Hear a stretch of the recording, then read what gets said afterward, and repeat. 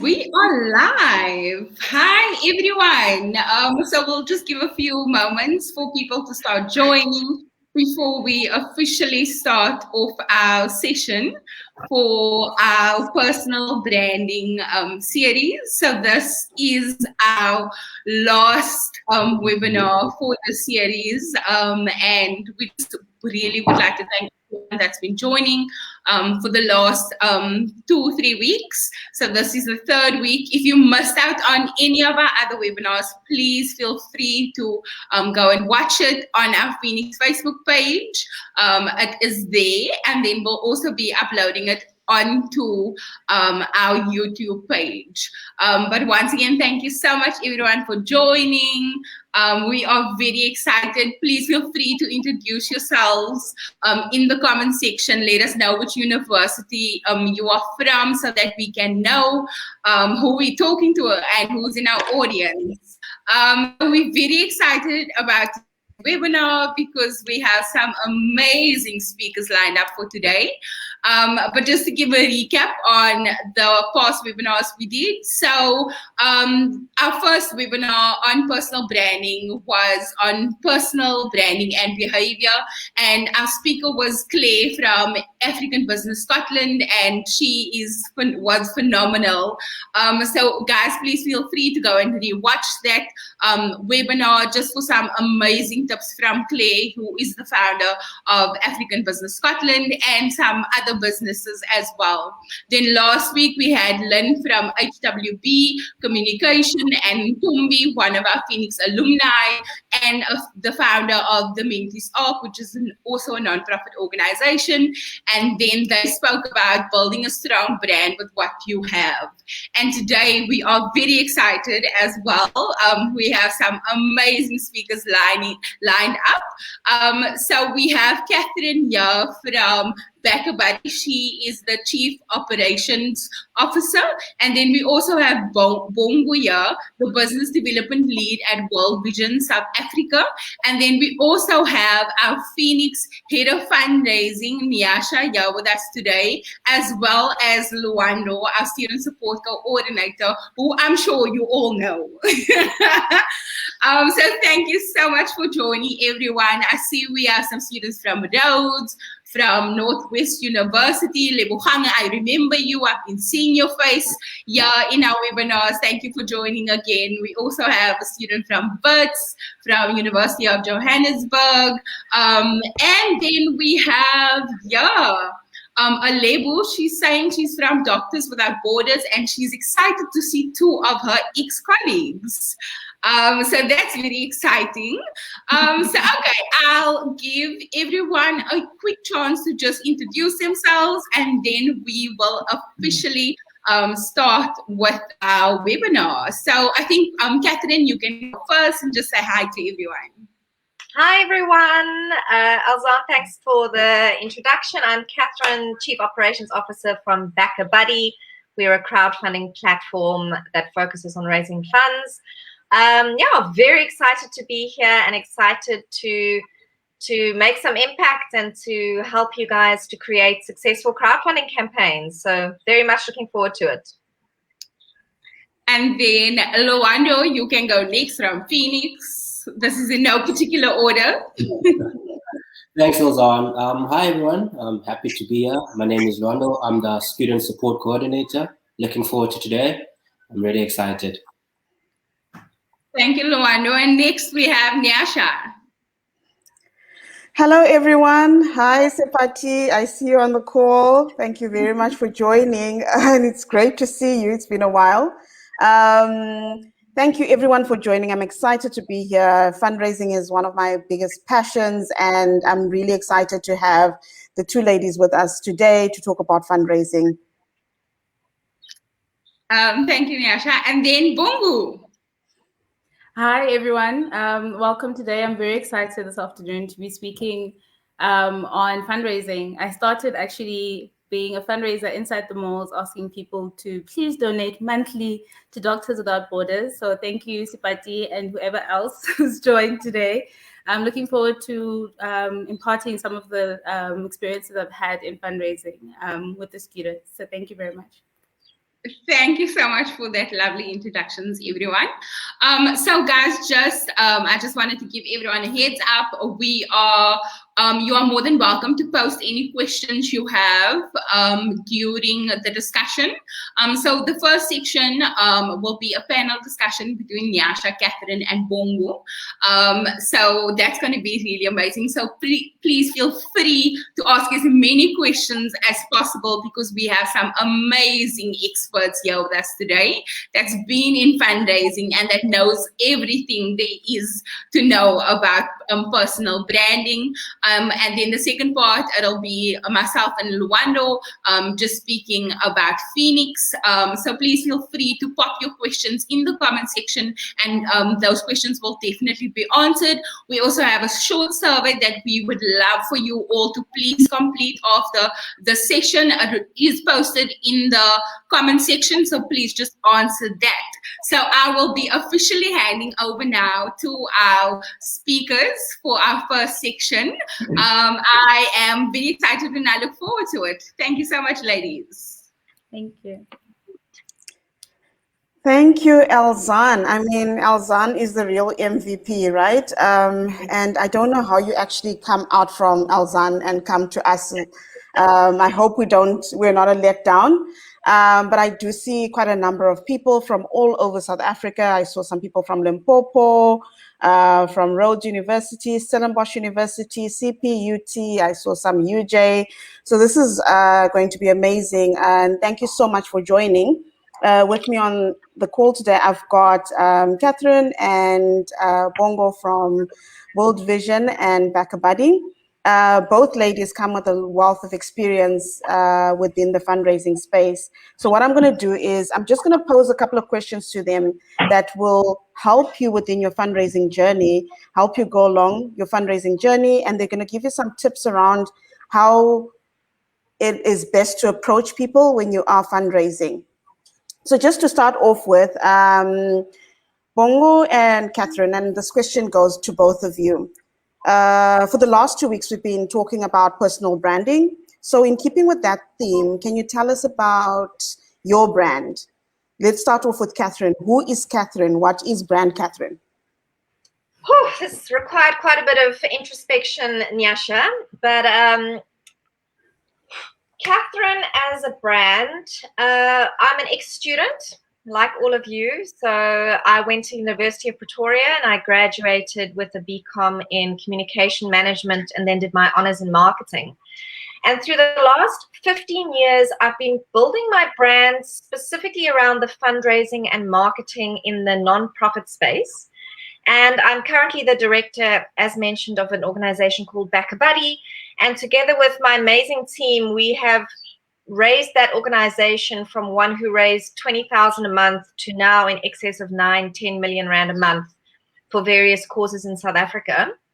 I've got a particular interest in financial exclusion and also in social enterprise, trying to understand how businesses can make money and do good at the same time. But now I also listened to Claire's presentation on branding, and apparently the first thing you should do is Google yourself when you want to see how successful you are in positioning your brand as a person. So I did Google myself, everyone, and there were a couple of pictures of me, and then there was this very random picture of this man who's apparently Catherine de Plooy. So I really took notes from Claire, and to encourage all of you, let's be intentional about building our brands. We don't want Google to dictate who we are. So I've got a little bit of work to do with my Catherine brand, Nyasha, but that's me in a nutshell. Great, thank you. That must have been a shock, eh? To see an image popping up. Yes, I thought, who's this? This is not me. Bongo, who is Bongo as a brand? Okay, I didn't Google myself, not yet. I think I'm scared now. But Bongo is a humanitarian first. I think I'm concerned about promoting and being involved with positively impacting other people. So that's, I think, the main way to describe my passion and the reason why I'm a fundraiser in the NPO space. I believe in giving back and using my skills to do something that affects the next person positively. And I think that that's the only thing I really care about. If I interact with someone, whether they're a colleague, whether they're a stranger, do they think that I was kind towards them? So I think my brand is that of kindness and of giving back where I can and where I have strength. Yeah. Brand of kindness, people. Brand of kindness. While we stay with you, Bongo, what inspired you to be a fundraiser? Okay, so I'll go back, way back. I'm a little older now. I started fundraising in 2014. So it's been a while since I was in those malls asking people to support Doctors Without Borders. But before that, many years before that, my father used to love the Sunday Times. And on Sunday mornings, he would go get it in the morning and then he would bring it back and he'd only take one section, which was, I think, the sports section. And so I'll take the rest of it and kind of open it up. So it's a big document. I don't know if it's still as big as it was back then, because I think my news is now digital. But I used to love reading about what's happening in the world. I was so interested in seeing what it was. Sometimes it was positive and sometimes it was completely negative. But in that, the activity of Sunday mornings and the Sunday Times, I learned about what was happening in places like Afghanistan or in places elsewhere in Africa like Kenya. And I then wanted and felt like I needed to wear that blue hat that you see, the UN hat. I knew I wanted to wear that hat one day. And then I grew up and I realized that I actually like talking more than I like the hands-on part of giving back. And so I used my marketing experience to really change and go into the spaces that I thought I had the most impact, or like I said, in my branding, wanted to impact more. And so I became a fundraiser really by accident. It was like the first job I found within an NPO that had the things that I could do. I was a marketer, I was a marketing graduate. And so, they were looking for face-to-face fundraisers. I had no idea what that was. But the description was what I could do. I could market, I could sell this brand, I could fundraise for them. It sounded amazing. And then the first day at the stand, we call it the stand, inside the mall, those people who say, "Excuse me, ma'am, can I have 5 minutes of your time?" I was one of those people for MSF, Doctors Without Borders, back in 2014. And every single day I told myself, I'm not coming back here. I'm not coming back here. But every morning you wake up and you're like, but when you do sign someone up, it's such a good feeling that if I could do that at least once every single day, I was supposed to sign 3 people up. That was always a celebration, by the way. It's not easy. So not every day can you get the exact same result. And you could have a great week, a great month, and then a terrible fundraising couple of weeks. And that is what I learned within fundraising. So why did I stay? The good feeling. There's a good feeling at the end of a sign up. There's a good feeling knowing 3-4 years later that person is still donating to the organization. So that's why I think I still am a fundraiser all these years later. Wow, that's incredible. I mean, you gave up the blue hat for something red, which was great as well. But we've got some students that are on the call right now, and our students are also asking, and similarly to you, they have to reach out to their networks. And you're talking about the fact that every single day that you went to the mall, you felt demotivated, and you'd say, like, I don't want to come back. But every single day, our students need to be fundraising. They need to keep at it. They need to ask from different people. What kept you motivated with so many rejections within the job? I think also the more you talk about the cause you believe in, the more you learn about the cause that you believe in. So obviously now you're selling yourself. So you need to believe in yourself and this thing that you're doing. Why are you in university in the first place? Why is it so important that you get this degree or diploma? And why are you putting yourself in so much debt to do it, right? You need to be able to answer that for yourself. And once you can answer that, the reasoning behind the why, the story about the Sunday Times when I was a child, being able to go back and seeing, this is why I'm here. This is why I want to become a fundraiser, a marketer, whatever it is that you are trying to work towards. Once you believe that, and because you're doing it, I assume you believe it, you want it. Don't lose sight of that. Don't lose sight, daydream of what it looks like after the fact. Once you have that degree, once you have that money paid up, What does that look like? And then do whatever it takes every single day. Because if you don't have the bigger picture, then it just seems like the small steps are for nothing. Know where you're heading, believe in where you're heading, and then use every single thing that you have to motivate yourself. It won't be easy. It's it's not fun. Okay, asking and not getting no's. There's in fundraising we say if you talk to 100 people, you'll get about 10 people who'll stop and speak to you, and only one of them will actually sign up. So I have to speak to 100 people every day to get that one sign up. So to get 2 or 3, you have to speak to 200, 300. And some days are luckier than others, and others are just terrible. But just keep that big picture in mind. I knew that when I said to people, you are going to be one of 60 million who run this organization, without those small amounts of money that they give to this organization, all the big things you hear on the news would not happen. So it's just one thing that adds to the bigger picture.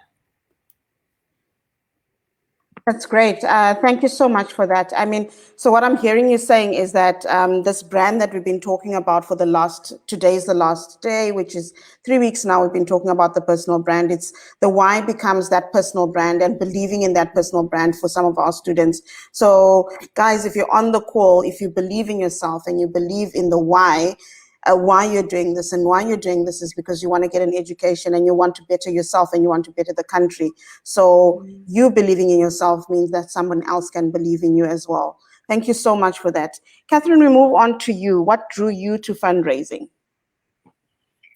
Yeah, sure. When I was, I think I was about 7 or 8 years old, I remember stopping outside the Pick and Pay with my mom in the car, and she said to me, Catherine, you can go and buy yourself a chocolate.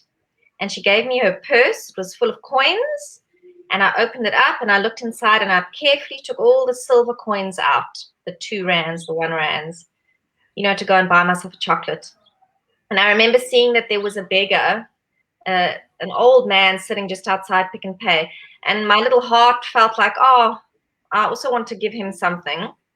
So I opened my mom's purse and I carefully took out all the bronze coins, the 5 cents, the 2 cents, the 1 cent, put them all in my hand.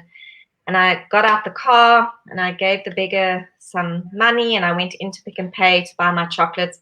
And I opened my hand and I realized I'd given him the silver coins by accident. And I was left there in Pick and Pay with all those little bronze coins that in actuality were worth nothing. And it's a lot for a 7-year-old to take in at that time, but so the lesson started. What is real giving? What was the value of my gift actually? It was actually worth nothing. And so over the last 15 years, just being intrigued by the human psyche, the donors, giving, what it means to give, what the worth of it is. And also, I think empathetic nature inherited from my mother specifically. So a little bit of genetics with a little bit of what I've been exposed to in my life has led me on this path. And it's been quite a journey, and I continue to follow down it and learn more. But that's how it all started. Wow, what an inspiring story to learn that at the age of 7 and start thinking about what giving is.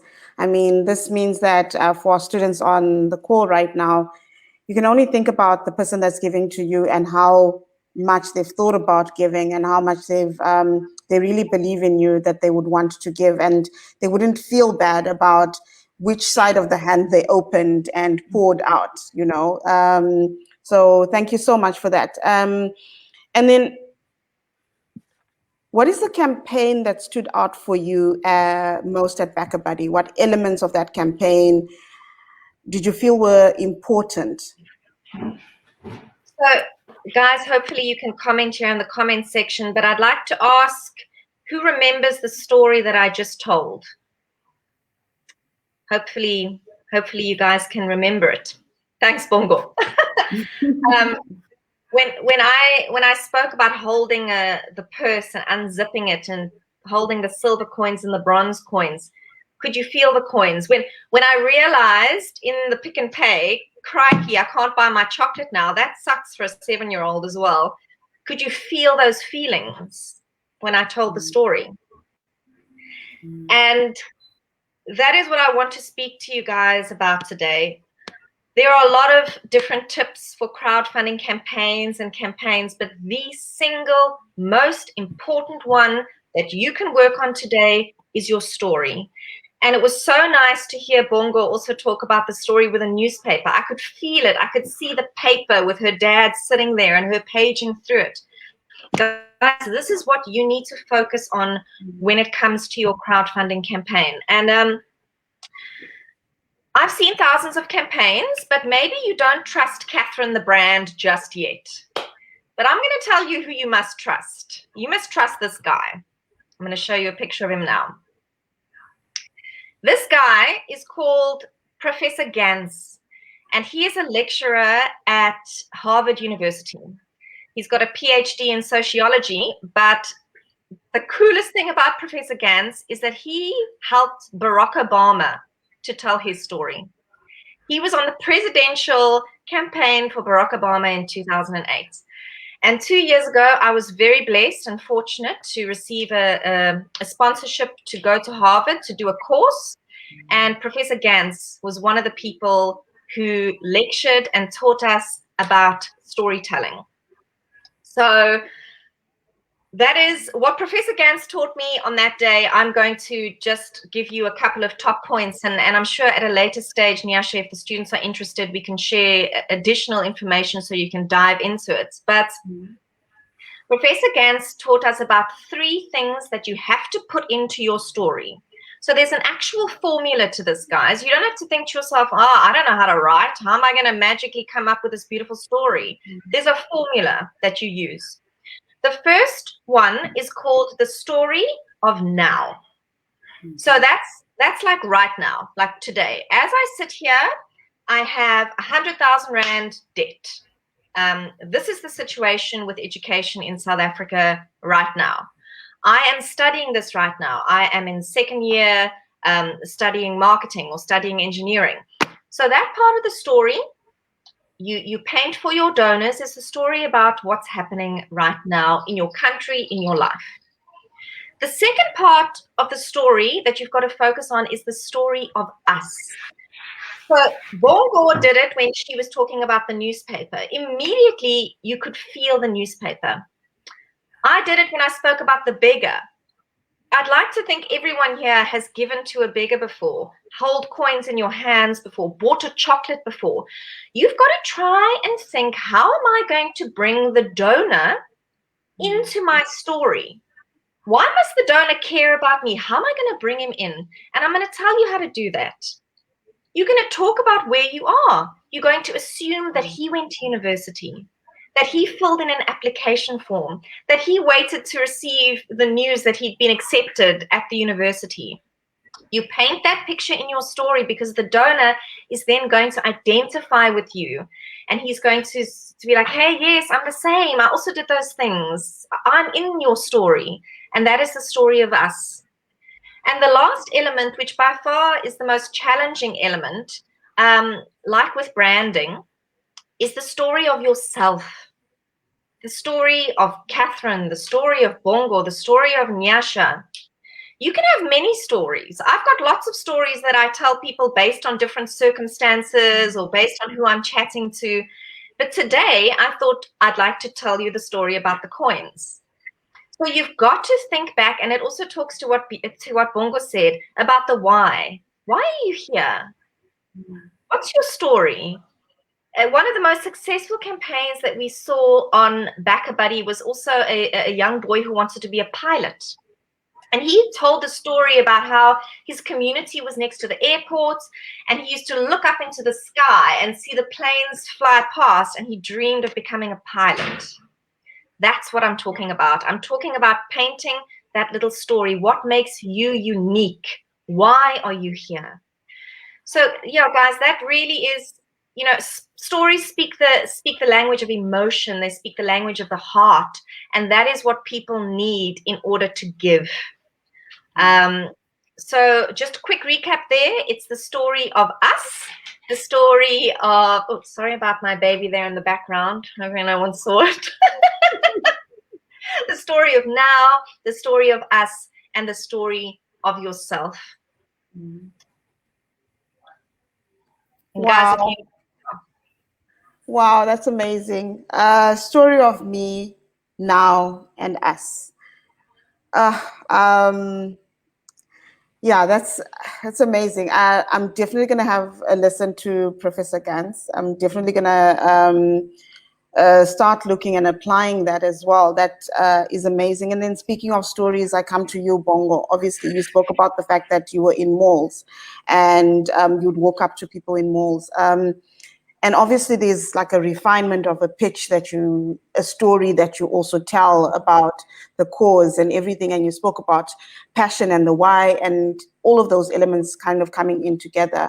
Can you walk us through a pitch that was most successful for you when you were speaking to people in malls? And then you just walk us through the elements of a good pitch and what that looks like. Actually, it would be a follow-up to what Catherine was saying. So what I did was that I would read a lot, like I said, about the organization and what it is that we did. But it's a lot of work. I mean, they're in 70 countries around the world looking at different things. You can't say every single thing that the organization does. Someone wants you to quickly get their attention and then go. So you need to be able to identify your donor. Some people are in a bad mood. You can tell that. There's body language. How you also approach someone is very important. Something that I learned from an old boss of mine at For Good was when you answer the phone, you smile. Okay, so as soon as you smile, the next person smiles. It's like, I don't know what the science is behind that, but the most important, even if you're talking on the phone, if you are smiling while you're speaking to people, they can hear it. You sound happy.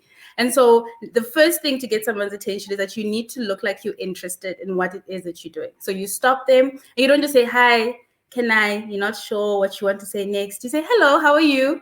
I'm so-and-so. Can I please have a few minutes of your time? If they do want to speak to you, they'll say, I have 2 minutes.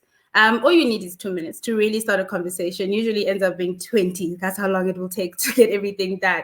But all you need to do is get someone interested. And if you can't get them to pay attention the first 10 seconds, let them go. Sometimes it's better to just, catch the next person and leave people on a good note. So if someone says no to you, you say, thank you very much. Hopefully next time. So you never leave people feeling like you aren't happy with them or that they've done something wrong.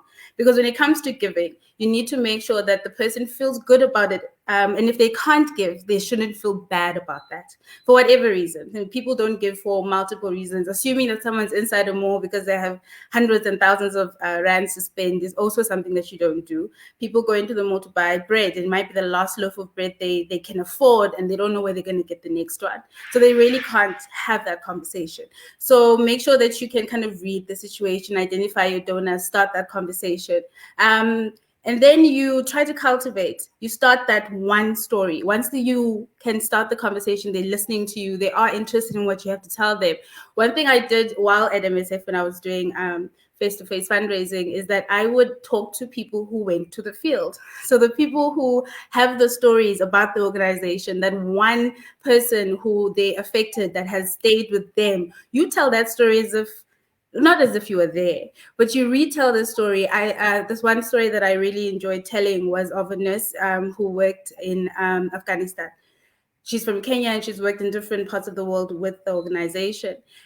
She had a mother and a father come in. The mother was pregnant, but she wasn't yet full term, but she was having this baby. The middle of a war zone, obviously, you can imagine the hospital itself doesn't have the best equipment, even though it's an organization and it's not a government hospital. The baby is born and the baby's alive, but the baby may not have enough time to survive. We know about incubators. In a normal hospital, the baby will put in an incubator. There'll be doctors and nurses around the clock to take care of them.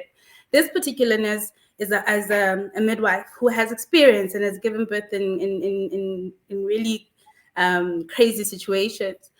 But she then used her experience to create an incubator. And it wasn't the best incubator in the world. It had boxes and cotton wool and things to keep the baby warm.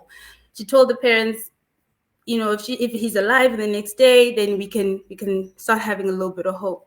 They did kangaroo care where the baby and the parent, either the mother or the father, they couldn't put the mother because she was too weak. So the father would put the baby skin to skin against his chest, and this helps the baby's heart get regulated, and they get stronger, and then there's that connection with another human. And 4 months later, the baby left that clinic with both parents, and the father insisted that they name the son Anne after the nurse. So there's a boy in Afghanistan whose name is Anne, A-N-E, who is obviously a boy, but doesn't know that this name, when he goes, to another place, means one thing. What he knows is that this is the hero that saved his life. And so you tell that story. You tell that story of one person affecting another person, and then you go on to how the person you're speaking to can affect that situation. 150 Rand, 200 Rand, 75 Rand, however much you can afford every single month to make sure that there's an Anne in a place where someone is giving birth and their baby may not make it. That is it. It's that simple. You show them what the problem is. You tell them how they can help the situation. And then you give them that opportunity. What is it that you think you can do? How often do you think you can do it? I don't know if the students have thought about coming to people and saying, can you donate to me on a monthly basis? So come onto my page and donate 100 Rand this month. If you can afford 200 next month, donate that. So it's not just a once-off donation. It's a continuous ability to donate to me whenever you get the opportunity or you have the chance. And so you're giving them options. So you don't have 20,000 Rand to give to my 100,000 Rand debt, but do you have 400 Rand this month, maybe 200 next month, and maybe in December you might get a bonus and give me 1,000. That will all add up at the end of my degree. I might be able to graduate and not leave my certificate behind. We also look at solicitation is the asking. You need to have an amount. Like I said, you need to be able to give them a plan. I can't give you 100,000 Rand. That's how much you owe. What can you do? And then the stewardship. Always say thank you. It's so important. Like if someone does listen to you, if someone does give to you, you still have to say thank you. Thank you for your time. Thank you for that moment when you recognized me and gave me a chance to tell my story. And that person will think about you. And when they can, I promise you they will. Or they'll do it to the next person, and they won't have to have that conversation where they're being convinced. So always thank a person, whether they gave money to you or whether they didn't, because you don't know where that relationship can go. That is a very important part of creating a space for someone to donate towards your cause. Wow, some really, really practical examples here. And thank you for that, Bongo. I mean, what a nice way to talk about how you can ask, and also giving the options, right? To say it's 100,000, it's this big, but you could also do monthly. And today, if you don't have 100 Rand, you can give this much. If you don't have 200 Rand today, you can give 100. If you've got 200 next month, you can give 200. That's amazing. And I'm hoping that everyone that's on the call right now is taking notes, because these are some really good jewels that are coming out of these ladies. And thank you so much for that. Now, Catherine, I come to you. I've gotten my 100 Rand. Bongo has touched on it, thank you. But I've gotten my 100 Rand. Then what next? You know, I've been successful, and I beg your pardon? I said, first of all, Bongo, sign me up to Doctors Without Borders. Any day. I'm not there anymore, but I'm sure, Spati, you have a contact here. Please send her. Guys, that incubator story got me right there. I just had a baby.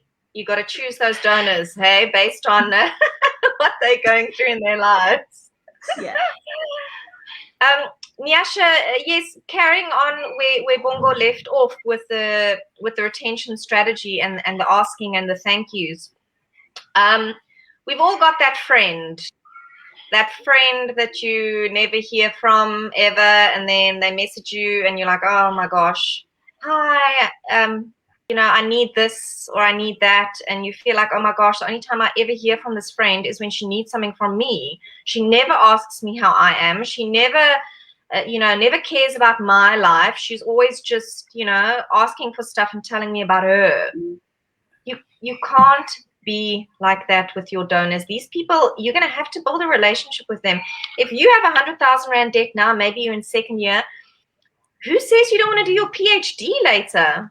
Or you want to further yourselves at another stage in your life? You need to be able to take them on the journey, let them know what you've been up to, and build a relationship, because you might need to ask them again at another stage to invest in your further development. So yes, please, once you start to get that money coming in slowly but surely, thank them 3 times for every 1 donation that's come in. Oh, thank you so much for that. And in terms of thanking them, how do I thank them? What do I do? What are the things that are open to me to thank them? You know, how do I show my gratitude to them? Bongo, maybe you can take that. Also, I think when we say thank you, it doesn't have to be kind of a I'm so grateful you've saved my life. No, it can still be in the context of thank you for making sure that I can finish my degree. That's simple. I would keep a template for different types of thank yous, whether it's I wouldn't send the exact same one to the exact same donor every single time. Okay, so that's very important. So the first time they donate, you might want to tell them a story. Maybe last week's test that you did very well in, and kind of encouraging them that what they're doing is giving you now the ability to concentrate on your studies. Now that you don't have this thing that you need to worry about. So giving them that good feeling. Your thank you needs to not be like, oh, thank you so much, I'm so grateful. No, it doesn't need to be in that tone. It can be, thank you so much, last week I was able to study for my test without thinking about this date anymore because of people like you. And it's that simple. The next time you could communicate with them, like Catherine was saying, you don't keep quiet until they do something for you. Give them a heads up that, oh, this is what's happened, something that's positive, something that has affected you, nice, something that you would post on Facebook or on Instagram or on any other social media. Tell them too. Let them see that they're positively impacting your life. It doesn't just give them the opportunity to do it again to you, but it gives them an understanding of how they can do it for others. And the more people that we can breed that give and continue to give, then it's easier for the next person to make that ask. Also in the slide with the donor cycle, it's a cycle. It doesn't stop. So you continuously go in that circle. Once you've said thank you, you start over by seeing when you can ask again. What are you going to say? You can't be saying the same thing and doing the exact same thing every time. So you need to always kind of strategize. This time around, this is what I'm going to start with. This is what I'm going to say, and this is when I'm going to say it. And it's a continuous thing where don't let donors who've already believed and sold. Sold your story. Leave it there. Let them share your story as well. Have maybe something that they can share with their friends. It could be a template that says, hi, I'm Bongo, I've donated to Nyasha, she's studying this degree. You can also give and ask them to share that on their platforms as well. So once you've gotten someone, use them. Use them to share your story, give them more stories to share. And update them on your life. That's part of the thank you. You don't always have to say thank you because they can tell that you're thankful. And you're keeping them involved more than just as a donor who gave you money. That's amazing. Thank you so much for those nuggets. And I just want to say, being at Feenix and being in the fundraising team at Feenix, we get to see the thank you notes that the students send. And the students that do send thank you notes, I want to say the gratitude that your donors have for you just saying thank you to them. They also are very thankful that you are thanking them. I know it sounds weird, but it's just we get messages back whenever we send a thank you note to a donor that we've received from a student. We get messages back from the funders, and they talk about how amazing it was. And what it does is that it actually opens up not just for you, but for the next person, because they go on to give to somebody else as well, and another person and another person. And I think if that just continues, and as Bongo was saying, that it's a cycle that just continues, and you don't open doors for just yourself, but you also open doors for others as well. Thank you so much, ladies, for that. Now, on the call, we've been throwing the figure 100,000, but this is a reality of some of our students on the call today. Some of them are sitting with over 100,000 Rand in debt, some over 50,000, some over 20,000 Rand debt. Today, they need to kickstart their journey. What are the tips that you would give them to kickstart their journey today, Catherine? Firstly, Nyasha, that is a part of their story where they are at the moment. That is your story of now. You don't have to be ashamed about it. You don't have to hide it. You don't have to think, oh, maybe I shouldn't have mentioned the exact amount because it sounds too high. That is part of your story of now, and you include it in your campaign. But the tips, I've got 2 specific tips that I'd really like to share with you guys. I know that Feenix, you're going to discuss it later, and the Feenix team provide you with information on how to put your campaign together and the quality of the photographs, etc. But there's 2 things that I want to share with you that I believe will really help to kind of get the campaign going. And the first thing is try to keep it a bit light as well. Fundraising is really hard. We know that it's not easy. It's sometimes it's a bit embarrassing. Sometimes it feels a bit weird to ask people, you know, are you begging? Are you not? Okay, you're going to say investing because you want them to feel like they're investing in you. And what I find really, really helps for that is these 2 things. The first one is to try and bring something fun into your campaign. It's not always possible if it's not part of your personality, but something fun. You know, you've heard of people that run the marathons or climb the mountains or wear pink hair or shave their hair or do something fun. Try and be creative about that. A couple of years ago, I did the Cape Town cycle tour. I am not a sporty person at all, people. Everyone who donated to me did it just because they thought it was hilarious that I was going to cycle that race. So when you bring another little element into it, something that you're going to do, a little challenge, maybe you're going to go on TikTok and do a dance like once a week for a month if someone donates. So if that's part of your personality and you feel it's appropriate, try and bring something fun in. It just lightens the mood. It makes it not as scary to ask. And another thing, which is also what Bongo referred to earlier, it's so nice to hear her also, you know, we're talking along similar lines, is asking other people to share. Yeah. Try and think, who believes in you? The donors who've already given to you, your mum, your sister, your friend, these people believe in you. They believe in what you want to achieve. You don't have to ask them for money again. You don't have to ask them for money, but ask them to share. Ask them to be your champion and share your campaign, but not just share, copy on my Facebook page. Also write a little context. You know, I know Bongo. We work together. She's awesome. I know she's going to be such a great whatever. Guys, please, here's her campaign. And those 2 things there are really going to help you to just kickstart it and to gain the confidence to move forward with your campaign. Thank you. Bongo.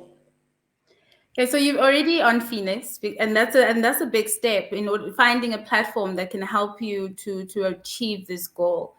So use whatever resources they have for you. They put in the work. They know what it is that works. They've seen what doesn't work. So when they give you advice and there's guidelines, use those as students and learn from them, because this skill is like, I mean, you have 3 people who've made fundraising a career. They might, I don't know of a degree or diploma in fundraising, but we take our different skills and we then come to this field where we do this for other organizations and for people who get affected positively. So you've done the biggest step, which is finding a platform that works. Use the resources that are here. Listen to the tips and get involved in webinars like this, where you get new resources and new ideas, because you're not going to know everything until you have had the experience. And also use that network. Catherine mentioned this. The people that know you, don't just let them share your story. Get them involved. Have activities for different types of people in your life that you kind of give responsibility to. Also, maybe come together as people who are friends in the same universities and have a campaign. So obviously, sometimes something is very scary when you're by yourself. And just to clarify, when we did fundraising in the malls, it was usually a team of 4 or 5 people. So you were never by yourself. And so even when you got to know, you could have a conversation with someone immediately after. So you didn't just sit there feeling like, oh, I just got rejected. You're like, oh, okay, sorry, ma'am. And then you have a conversation with your colleague, or they're talking to someone and you get involved in that conversation. So make sure that you use the other people who are in the same situation, who understand you, to use your different strengths. If someone is really good with social media, let them campaign for everyone online. If someone is good and isn't shy to, stand at the robot and shout and scream and say, look at me, listen to me, let them do that for three of you as a group, and then use that collectively to push each other's goals. So use the current Feenix resources. I think that's very important, but also reach out to people who are in the same situation as you, who are close by, and see how you can help each other to reach your goal collectively. Wow. Nyasha, can I just quickly jump in there? I see a question from Zandile about the link and the sharing. Zandile, you said that, most of the people just pass the link and they don't engage with it. Another mistake that people make is they say, oh, please share. You've got to be very specific with people that you want them to help you.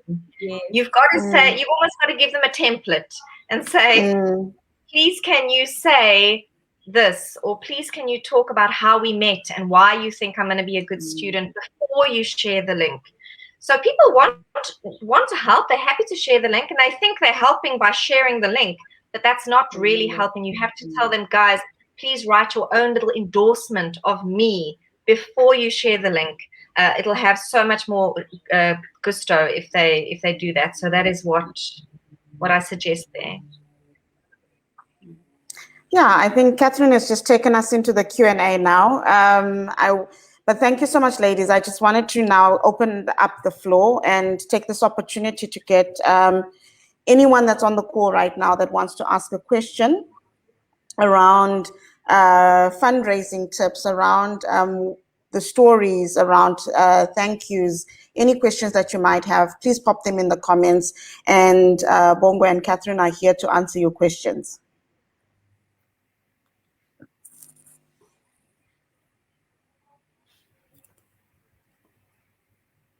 Okay, while we wait for some, there we go. While we wait for some questions to come, if there are any questions, I just want to say that it's so amazing that everything that you guys were talking about and how it was seeping into each other, even though you're not necessarily working in the same organizations, but it's just like, it shows you that the fundamentals of asking are just the same. And it will do our students very well if you go back to every resource that has been put out by Feenix for you, because these are the kind of people that we reach out to often to get those kind of resources, to get information for you to fundraise better. So that first 100 guide is that kickstart again. It's to tell you the story of us, the story of me, and the story of now. It's that first 100 guide gives you that information as well. The webinars that Elzaan and her team have had as well, they tell you how to do fundraising, how to better fundraise for yourself. And I think it will do you very well if you just go back to those resources and also listen to these webinars as well. Thank you so much, ladies. It's just interesting that the fundamentals are the same. And in all honesty, these ladies met each other this week. They'd never spoken to one another before, but it's as if they knew what the other was going to speak about. Yeah.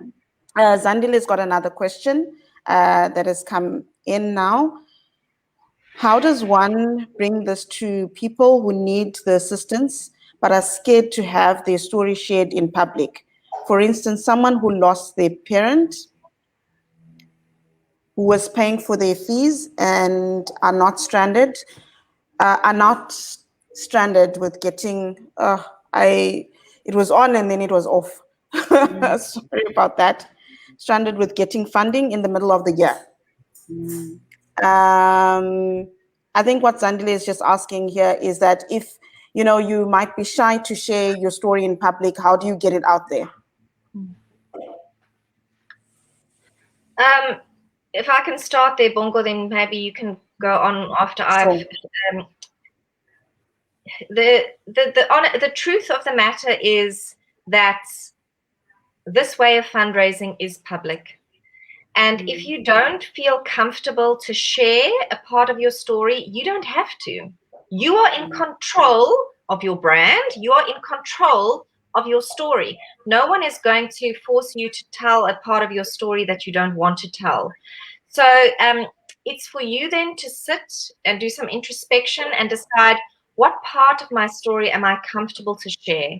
And then put that as your story of now.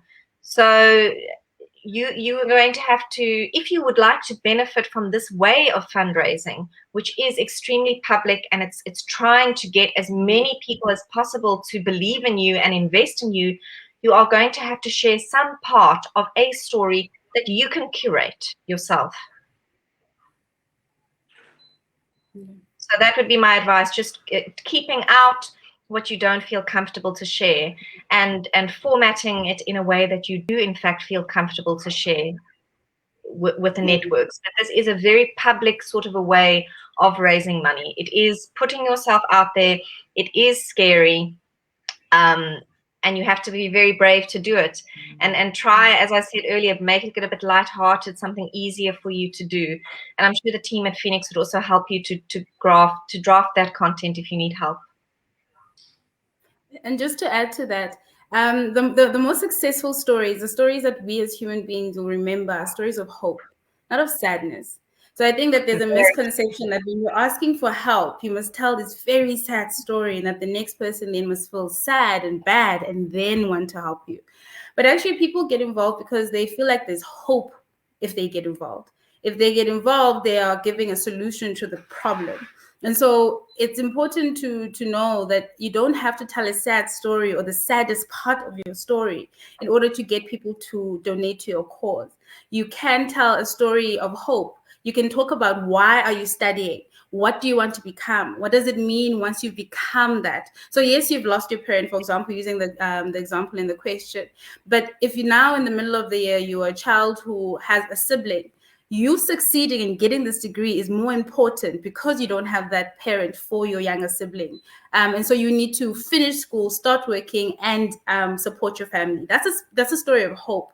So taking that sadness, the losing of the parent, and looking at what the solution is to the problem, and then telling that solution and asking people to be involved in finding and funding that solution. I think we're going to take 2 more questions. Thank you so much, ladies. We're going to take 2 more questions, but I think Sfiso's question and Kara's question kind of speak to one another, which is, Sfiso asks, my friends are mostly unemployed. I really have no idea how to start sharing my story, especially on social media. Any tips on and advice on this? This is very, you are not alone. First of all, this is pretty much everybody that sets up a campaign. This is their initial fear that they have, and you have to push through that fear, because you are going to have to hustle to get your first 100. So please go back and read that document from Nyasha about the first 100, because just like you don't want to be the first person on the dance floor at a wedding, you do not want to be the first person to donate to a campaign. Your campaign will go nowhere if you share it anywhere and it's on 0. And I'm just telling you the truth. So you are going to have to hustle your nearest and your dearest to get to the first $100. If that is 10 of your friends with, small denominations of money, you are going to have to do that. Because once you've got about 4 or 5 or 6 donations on your page, people see it, and all of a sudden it's like they vetted you. Oh, they're legit, they really exist, and people believe in them. These other 6 people believe in them. It doesn't matter about the denomination, it matters the amount of people that have given on that page. So you're going to have to hustle to get that first $100. Once you've got the first $100, and you speak there especially about sharing on social media, you're going to have to do some thinking. What groups can you join? What corporates work in the space that you're wanting to get into? Who can you tag? You're going to have to start being very creative in terms of what social media spaces where it would be appropriate for you to share your campaign, what community groups in your neighborhood, in other neighborhoods. And also, I'm going to challenge you all here, and I feel comfortable doing it because I know it's an area that I need to work on. Start building your social capital. Start speaking to people and making lots and lots of friends. Okay. I'm not saying that the only reason you do that is to ask them for money, but I'm saying in life, it's good to have networks. It's good to chat to people. It's good to just, when you go and, walk down the street and you see someone, hey, hi, how are you? How's it going? And start chatting. You never know what can open up for you down the way. Be brave, be bold, and get that first 100 and push yourself. I know it's scary, but I do believe that it can be done. We see it happen every day. Bongo, maybe you can come in along the same question. And it's just, how do I build, Kara Jen asked before, what advice would you give to someone that feels that they don't have the network or doesn't have the network? And I suppose that's what Sfiso is also coming in with. My friends are unemployed. Where do I start asking? How do I start asking? Yeah, like Catherine said, it will be public. It can't not be public because you need it to reach as many people as possible. You want strangers to be able to share the content that they see. And we do this every day. We go online, you go on Facebook now, people are watching us on Facebook. You literally don't know what you're looking for. You scroll down, you see a story, you read it. There are elements of each of these stories that stop you, that make you want to reshare or go on to the next page of someone that you've never followed before to hear what it is that they have to say. So I would recommend just, sharing, asking people to share. You need to be open. You need to be vulnerable. When you're asking for help, you are being vulnerable. You're saying people must help you in whatever way is possible, and you need to be creative. I think that when people are looking at something, it looks so scary, and then sometimes you go online and you see other people being successful, and you think it's a matter of luck. But it's not. It's a matter of perseverance. I did not want to be in that mall. When I used to stand for 6 hours, my feet would hurt. But every morning I would do it again because I knew what my bigger picture is. So unfortunately, it takes time. You can't convince someone. You can convince one person immediately, but you might need time for someone else to hear your story from other people or to see it again. But I think give people options on how they can help you. See what solutions other people around you may have. Be open to those solutions. I think sometimes we so fixated in saying this is how it's supposed to be. I'm gonna log on to Feenix. I'm gonna have a profile. I'm gonna put it out there, and people are gonna donate to me. When that doesn't work, how do you change? What do you do? What is needed? What's missing? You need to be open with yourself. You need to be open with the process. It's going to be a long-term thing. It's not going to be quick. Thank you for that, ladies. And thank you for the questions that you've answered. Lesedi, you can contact me on my email address, which is nyasha@feenix.org, and we can speak about Naleli's question to get into fundraising and how they can get into fundraising. I do want to go to Zandile's question as well, and just say to you, Zandile, encouraging somebody to make a donation when they see that there aren't many, to start a campaign when they see that there aren't many people that are getting money on the site. All I can say is that the reason why a platform like Feenix exists is that it gives hope. There's some people that came onto the platform for about a year or two, and in their third year, they got the funding. It allows you to also get into a space where you can fundraise for historical debt as well. It's crowdfunding. The people that you're appealing to are individuals. They don't mind that they're paying for your debt that was in your first year, or that is in your last year, or in a degree that you were doing at UNISA. It's just, there's hope. And the best way to encourage somebody is that here is a platform that gives you hope that you can clear your debt.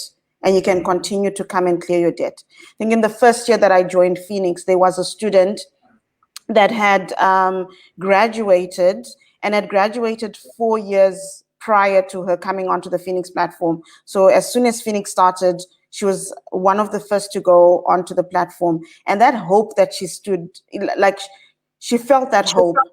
Imagine 4 years, you've graduated, you can't get the job that you wanted. You can't go into the job market. She'd been waiting, and Feenix came into being, and then she was funded in that year. She went to collect her papers. She went to collect her degree and started applying for a job after 4 years. When some of the kids, some of the guys that she was with at university had already started their careers, she was 4 years behind. But what I can say is that Feenix gives you hope. So the encouragement that I would give to somebody is that here's a platform that is open to you. Your hustle is important. Your activity is important. You going out there and looking for funding is important, but there's also a team that is on your side. That's why we open up these resources to you. That's why we bring Bongo and Catherine to you, so that we can encourage you, so that we can help you through your fundraising journey. Now, with that in mind, and just to close this session up, because I know that there's an extra session that's coming in, Bongo and Catherine, what would your last words be for the students that are on the call today? I'll start with you, Bongo. Last words of encouragement. Fundraising is a it's a long-term game. It's not something that's quick. Whether you're fundraising for one of the biggest organizations in the world, or whether you're asking for your school debt, we need to keep going. So do not give up on yourself.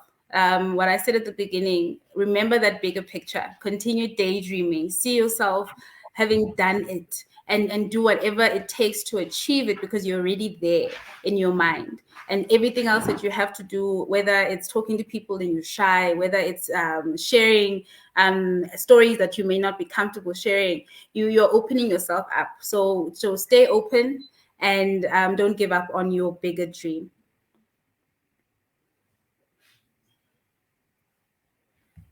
Catherine.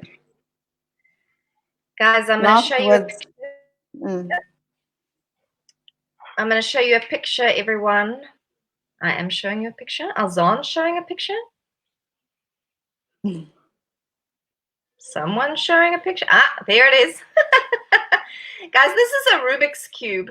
I don't know who of you have ever seen a Rubik's Cube, or picked up a Rubik's Cube, or tried to solve a Rubik's Cube. Throughout my life, every now and again, I'd see one of these things, I don't know, at someone's house or toy. And I'd pick it up and try and figure it out, and then I'd chuck it aside and be like, oh no, this stuff's for geniuses. No one knows how to solve these stupid things. And then I'd try to put a few colors in a row, and then I'd lose interest after 1 minute, because frankly, it's too difficult and I'm just not that smart. And the next picture is me. I solved a Rubik's Cube, people. This is me on maternity leave. Literally a couple of weeks ago, I solved a Rubik's Cube. Now, trust me, you are not speaking to a genius on the side of the computer. But you know how I solved that cube? There's a formula. Like, who knew? Who knew? I thought it was just clever people that did it. There's a formula. You can Google it. There's like 6 steps. First you do this, then you do that, then you do that, and then you do that. It wasn't easy, so I had the formula with me, and my brother figured it out a lot quicker than me. I think he could do, after like 4 days, my brother could do it. It took me about 3 or 4 weeks of looking at the formula and doing it, looking at the formula and doing it. And after about 4 weeks, I finally solved a Rubik's Cube by following a formula.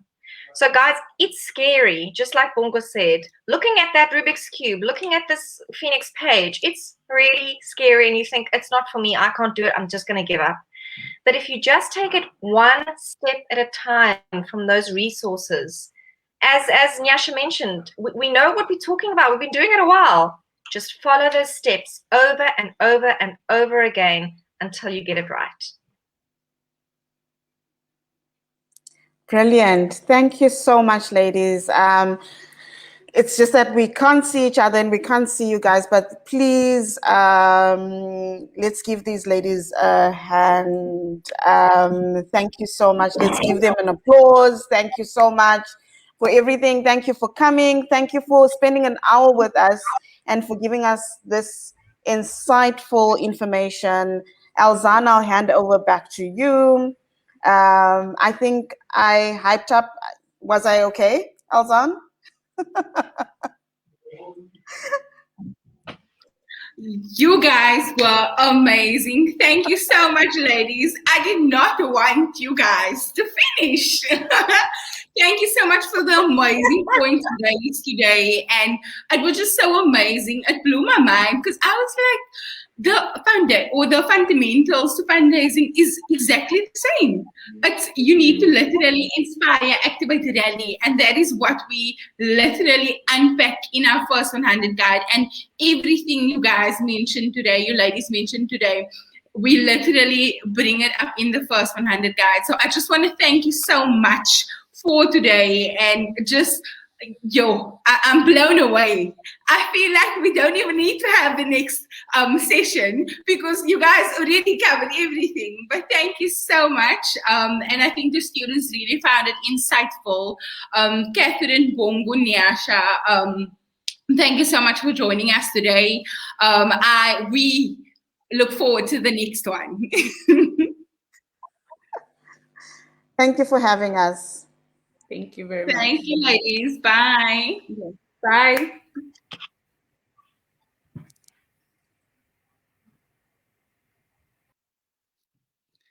Hi, everyone. So we are officially back in the session. So yes, I hope you guys enjoyed that.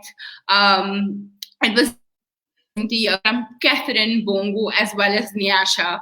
There are some excellent points, and we are just going to piggyback off that, just to speak you guys through, your story, your profile picture, as well as your thank you note, and everything that we're literally touching on. Our amazing speakers just covered, but we'll just be adding the Feenix spin to it now. So with me, I have Lwando, who most of you know by now. And he is in the student support team. So yeah, I'm sure everyone knows Lwando. His name is always mentioned in our student surveys. And yes, so we are literally continuing where Nyasha, Bongo, as well as Catherine ended. So it's basically how building your brand can influence your Feenix profile. So you heard about all the amazing points earlier. So your profile picture, your story, as well as your thank you note plays such a vital role within your Feenix profile, that everything goes hand into hand. Like, you need to have an amazing picture according to guidelines. We have some funny ones. We will show you in a bit, that you guys can see the examples of that's not acceptable. And then also with your story, we will show you a good example, a bad example, and it's real life student stories, but the bad ones you will see very shortly. So I hope you guys stay tuned. I know we are a bit over time, but we'll try and keep it as short and sweet as we can. Then also with your thank you note, that is, we are literally just adding our Feenix spin to it. But I will now be handing over to Lwando, who will be speaking you through your story as well as your Feenix profile picture. I think besides the guidelines that we give on Feenix, it's important to mention a few things that Catherine and Bongo mentioned. They mentioned about being intentional and being proud of what you put out there. I think if our students kept that in mind, whatever picture you put out there, it's something you're going to be proud of in years to come. And you never know who's looking at your story. You never know who's reading your profile. You never know who's going to connect. So, and the first impression they have when they come on the platform is your picture. They'll look at your picture and they'll read your story, and you want them to be looking at something you're proud of, because you could have someone who's a potential employer looking at your profile, and if they see something that they don't like, they might be put off, So, and remember your why you're coming to the platform, and the picture you put out there must be representative of that. You're gonna, for example, this picture here, you're not gonna be putting a picture with filters around, or a picture with your tongue sticking out, or biting your nails, or pouting, I mean, you're not on Tinder, you're here looking for funding, so the picture you put out there must be that, and our guidelines give that, as the story as well, be proud of where you are at the moment, I mean, you can be vulnerable, but our funders want to invest in the future, that hope you have, tell them what you want to do. There's this hurdle that you have, and remember to have an ask. The nice thing I like about our story guidelines is we want to know more about you. There's a line that says brag. Tell us what you do. Connect to your funder. So if you're playing cricket, you into running, you into dancing, show that side of yourself. Show that side of yourself. Don't just be a one-dimensional person. You might connect to someone who's into running. They'll connect to you because they see, this person ran the comrades. I ran the comrades, so I like them when they donate. So it's important for our students to show the size of themselves, and just be proud and be intentional about what they put out there. So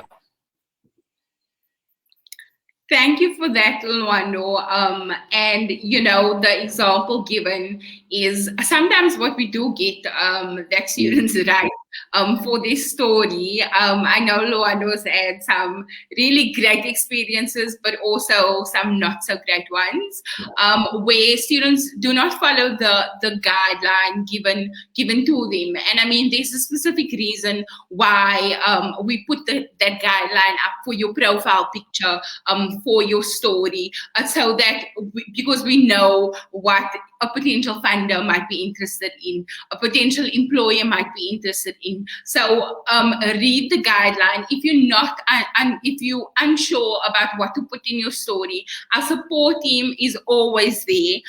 You can send us an email. Our support team is always available. Whether you want to change your story or update your profile picture, you are more than welcome to do that. So this is one of the students on our platform who wrote an amazing story according to the guideline. And I just want to take you guys back to this slide. So as you can see, my story is, I'm Elzaan and I desperately need your help. I do not have funds to pay for my university fees and I really need this bursary. Thank you.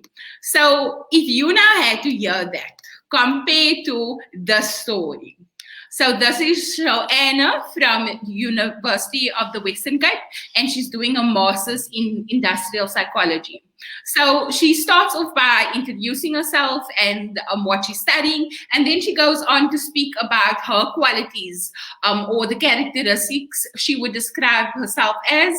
And then she goes on to tell her story according to the guidelines, but she is telling it. She's only sharing as much as she is comfortable with telling in her story that goes on a public platform.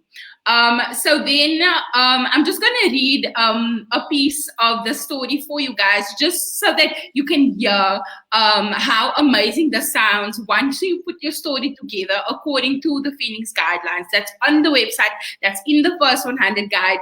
And even if you have any other questions, like I said, please feel free to send us an email.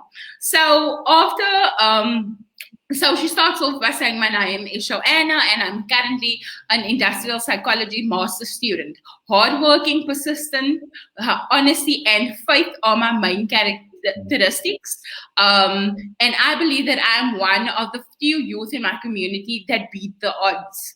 By attending university, as I too had no funding for future studies, even up to the end of my matriculation year, with the help of an educator from my high school, I proceeded in filling out application forms for financial assistance as well as registration for acceptance into university with success. Year upon year, I have received partial bursaries from the university due to my academic results and with the financial help of a generous anonymous donor.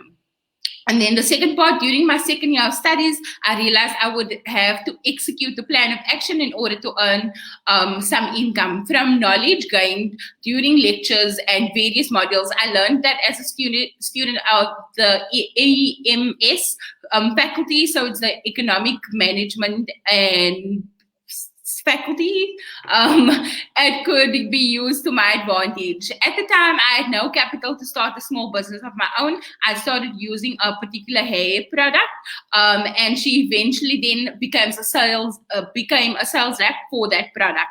Then she goes on to say that she's learned in this over the past few years that sometimes the necessary change needed in one's life may only come through stepping out of your comfort zone. And for many students, you know, that is having a live profile on Feenix, which sometimes can feel uncomfortable because you have doubts, you maybe don't feel comfortable to share it with your community, but there is still hope, and there are people that's willing to assist you, because everyone knows and the struggle of being in university. So write your story in a way that it is relatable, so that other person can feel that this is our story. So that is a bit on the story. And of course, if you want to change your story, you are more than welcome to do that. You can just send an email to support@feenix.org and request for your story to be changed, and then our team will gladly change it for you. And then I especially love the last part of Joanna's story. So she says, I believe that every individual is able to bless someone else with whatever he or she has. This is one of the reasons I also volunteer to take care of children a week holiday at a week-long holiday program during June school holidays in Athlone. Reflecting back on the past 3 consecutive years of offering my time at this program, it gladdens my heart to be able to see the difference a hug every day can make to a little child. I've also volunteered to be part of an artist assistant in painting murals on the walls of mainly children's wards in various hospitals with the Painting It Forward program. I firmly believe that I have the necessary potential to, and I will complete my master's degree. Thus, your donation will not only make a difference in my life, but in the lives of others. And that beautifully captures, you know, what she's keeping herself busy with, how she's giving back. And then she closes off by asking for whoever's reading a story to please make a donation, which is amazing. And then, so after you've started creating your profile, and you've been so amazing at fundraising that you receive a donation. We sometimes do struggle a bit with getting thank you notes from students, because maybe students don't always know the importance of it, but Lwando will be speaking you through the impact that a thank you note has. Thanks, Elzaan. I think it's important for students to realize that a thank you note is part of their campaign. You know, it's the whole cycle. So when you have an ask and someone gives you something, I mean, it's only polite and courteous, you know, to say thank you. And we really struggle on our side to get thank you notes, because I mean, maybe students aren't aware of how important it is, you know. And the great thing here is we've jotted down a few reasons, or you know, or why your thank you note is important, you know. And it's part of your journey, like I mentioned, and it gives you a moment to reflect on your journey, you know, and acknowledge the fundraising efforts that have paid off. So you have a funder that comes on who doesn't know you at times and chooses your profile and makes a donation. You know, it's very important and polite to say thank you, because should that funder, I mean, they get the thank you, but should that funder appreciate that thank you, they're most likely to donate again. You know, even if it's not to you, but to another student, like the ladies before mentioned. So, I mean, if anyone, whether it's your mother, whether it's anyone, your friend or a stranger, if they give you something, it's only polite that you say thank you. So, you know, if you get a donation, no matter how small, no matter how big, it's very important to show that you know, to show your gratitude and you show that you appreciate that. And by showing that gratitude, it's just an act of kindness. You know, that's just how it is. I think that's just how it is. That's human nature. If someone gives you, like I mentioned, if someone gives you something, it's only polite and, you know, human nature to say thank you. And, you know, by saying thank you, we've had instances where funders have come back and donate it to students again after receiving a thank you note. So it's a whole cycle. Just keep that in mind. When you ask for a thank you note, when we give you that guideline for the thank you note, we know what our funders need and we know what they appreciate. So it's important that you write a thank you note that sticks to those guidelines, because we've sent thank you notes and we've had funders coming back to us and like, oh, I love the thank you note. Please can you send me, keep me updated. What is the student doing? We've had instances where a student was fully funded for 2 years by one funder, because the funder connected to the student.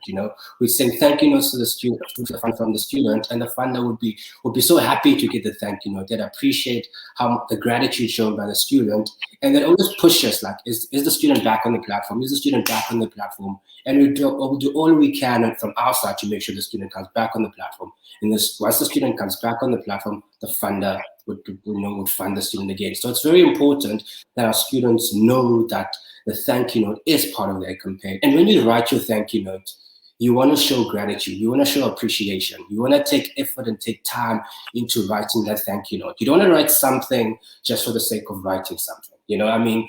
This is someone, for one, who might not know you, to someone who took time and chose you out of all those students. So it's important that you take time in writing the thank you note. Show your gratitude, and tell them. Our guidelines actually say, tell them a bit more. What are you involved in? Like Catherine mentioned, if you wrote a test and you passed, mention that. Just mention all those things, just so they have an idea of that role, that donation made. You were able to do something because that donation played a part, in your study life. So mention that in your thank you note. Take time in making sure that they know that you're appreciative of that and show gratitude. So it's very important. So yeah, over to you, Elzaan. Thank you so much for that, Lwando. I think I am just going to give 2 examples of 2 thank you letters that we've received. And then I would like you guys to comment and say which student you think you donate to again after you've received one of the 2 thank you notes.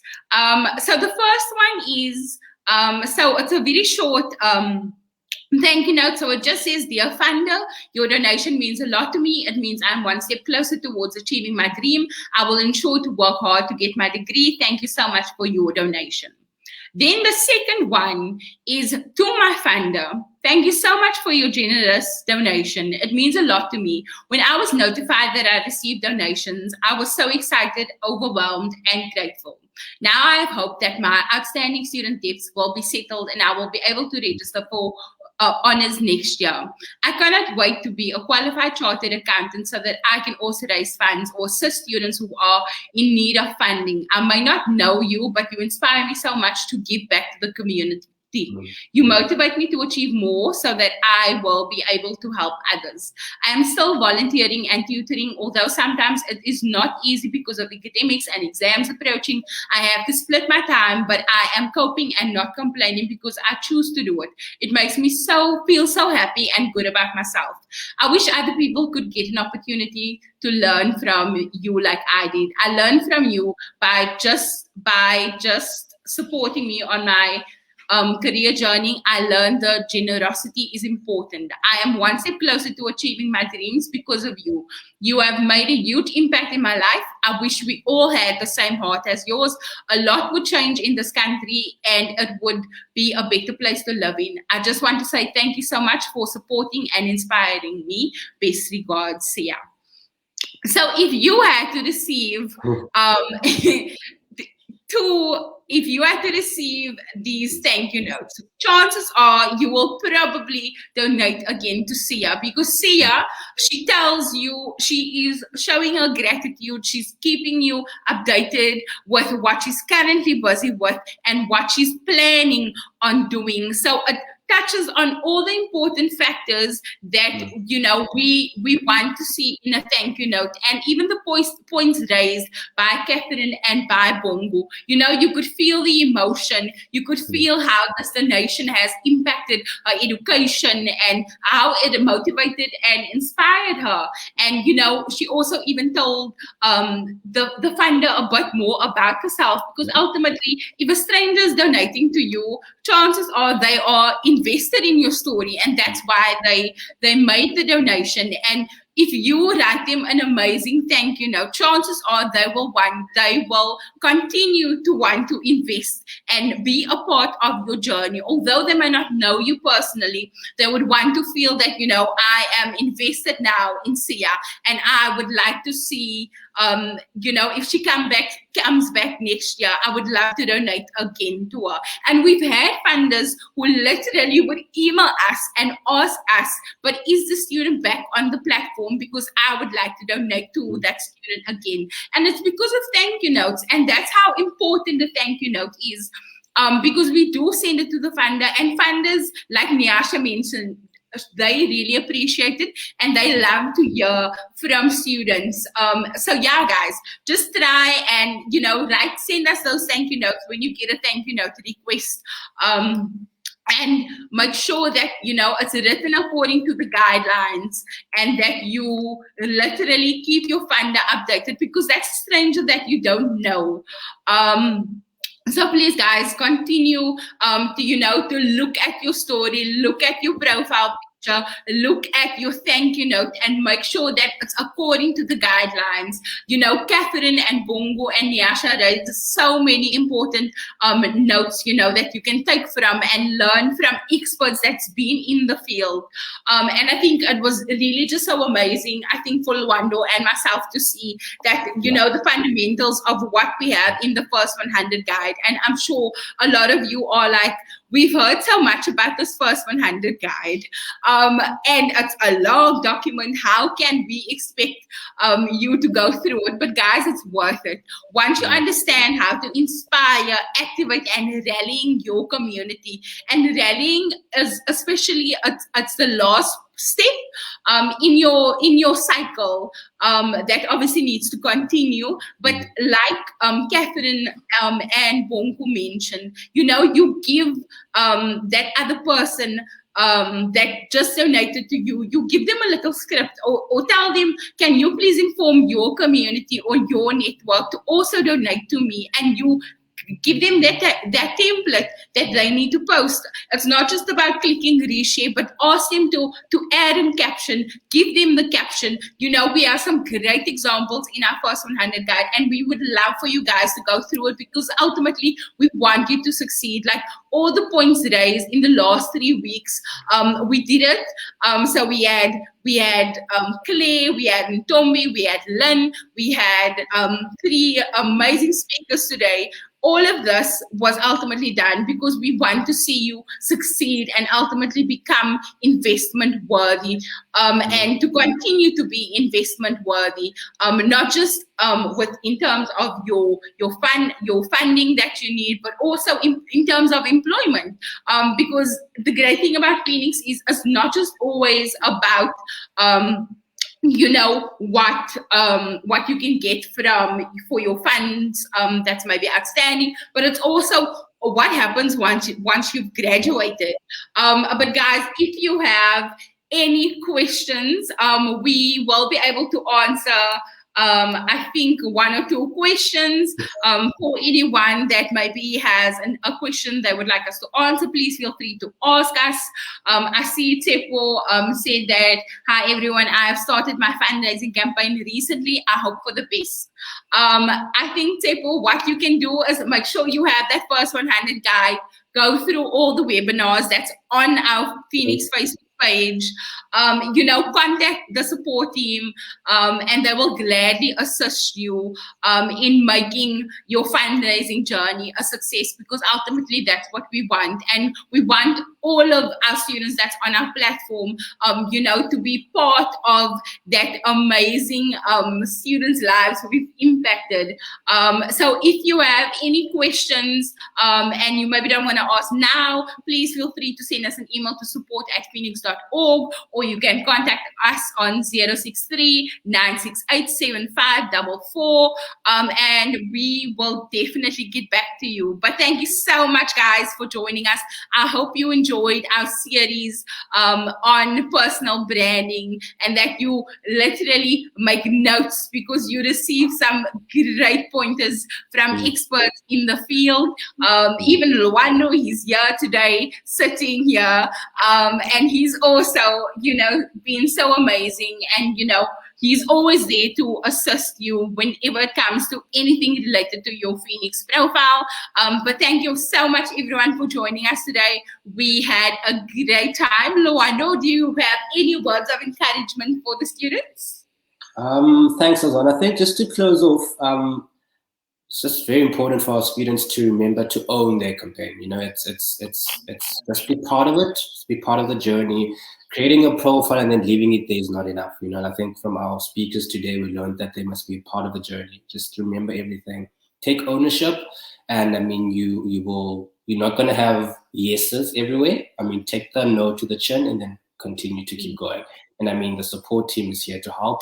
And yeah, it's been great being a part of this webinar. Thanks, Elzaan.